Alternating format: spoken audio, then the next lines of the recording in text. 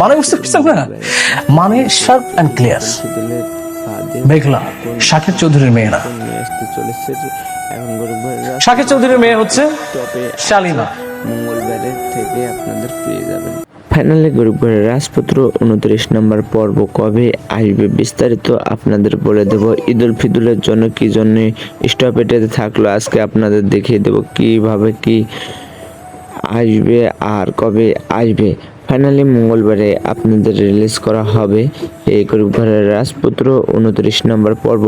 28 নম্বর পর্বতে সবাই ছুটিতে ছিল শুটিংটা করে, তাই 29 নম্বর পর্বতে কেউ করতে পারে নাই, তার জন্য সবাই দুঃখিত। এই গরিব ঘরের রাজপুত্র আকর্ষণ খুব হতে চলেছে, খুব শীঘ্রই শেষ পর্বগুলো চলে আসবে আপনাদের মাঝে। এখানে এবার মেঘলা তো অফিস থেকে বাড়িয়ে যাওয়ার পরে কি হতে গেল, এখন অনেক তো গেল অফিসে যে দেখছে অনেক কিছু। এবার দেখছে মেঘলা ছাড়া শাকিল চৌধুরীর মেয়ে আরেকটা ছিল, তার জন্য মেঘলার বস্তিতে যেয়ে বলে মেঘলাকে, কি গো মেঘলা, তোমার অফিসে যে দেখতেছি তুমি ওখানে নেই কেন, তুমি কোথায় চলে এসেছো? আর মেঘলা এখন বলবে, আমি তো আর ওই রাজ্যের রানী না, এখন অন্যজন ওই রাজ্যের রানী চলে এসেছে, তাই আমি ওখান থেকে চলে এসেছি এখানে।